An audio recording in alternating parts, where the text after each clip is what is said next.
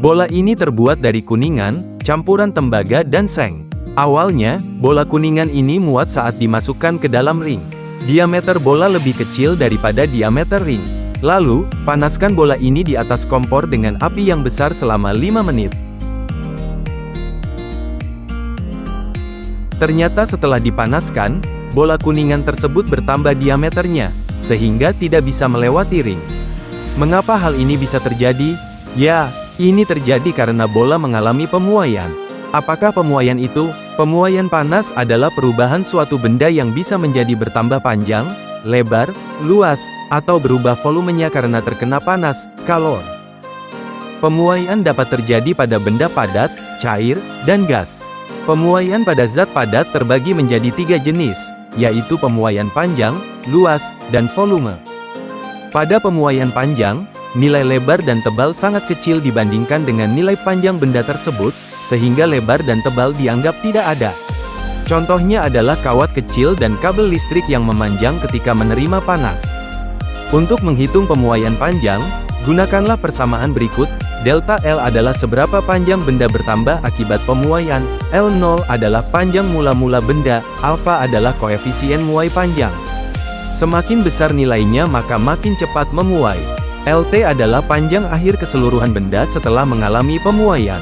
Delta T adalah perubahan suhu sebelum dan sesudah benda dipanaskan.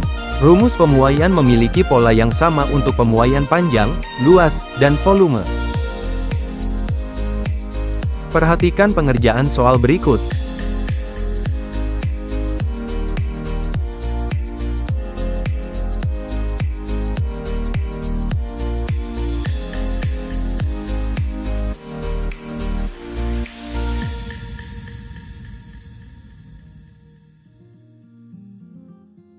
Pemuaian luas adalah pertambahan ukuran luas suatu benda karena menerima kalor. Pemuaian luas terjadi pada benda yang mempunyai ukuran panjang dan lebar, sedangkan tebalnya sangat kecil dan dianggap tidak ada. Contohnya adalah pada kusen kaca jendela. Sebenarnya, pemasangan kusen jendela diberikan ruang lebih agar kaca tidak pecah ketika memuai terkena panas. Pemuaian luas dapat dihitung dengan persamaan berikut. Polanya sama seperti pemuaian panjang, hanya simbol L diganti dengan A, artinya area. Kemudian koefisien muai panjang alfa diganti dengan koefisien muai beta, beta nilainya sama dengan 2 kali alfa. Sekarang mari kita bahas aplikasi pemuaian dalam kehidupan sehari-hari. Pernahkah kalian melihat celah kecil di antara sambungan rel kereta api? Apa tujuannya? Pada saat matahari bersinar terik, sambungan rel kereta akan memuai dan bertambah panjang. Selain itu, saat kereta api melaju, rel kereta akan bertambah panas karena gaya gesek, sehingga volume dari besi rel kereta api juga bertambah. Panjang rel kereta api bertambah, karena pertambahan volume besi rel kereta dan akhirnya celah pun tertutup. Jika tidak ada celah yang disisakan dan rel kereta api bengkok, maka resiko terjadinya kecelakaan kereta api akan tinggi.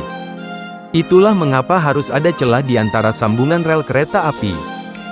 Kamu pasti pernah melihat roda dari kereta kuda. Ada pelek besi yang terpasang pada roda kayu tersebut. Tukang besi memanfaatkan fenomena pemuaian ini untuk memasang pelek besi pada roda, sehingga bisa terpasang rapat. Diameter dari bingkai besi roda awalnya kurang dari diameter roda kayu. Lalu bingkai tersebut dipanaskan di atas tungku api supaya memuai. Dan akhirnya volume bingkai besi bertambah, sehingga diameter bingkai besi pun ikut bertambah.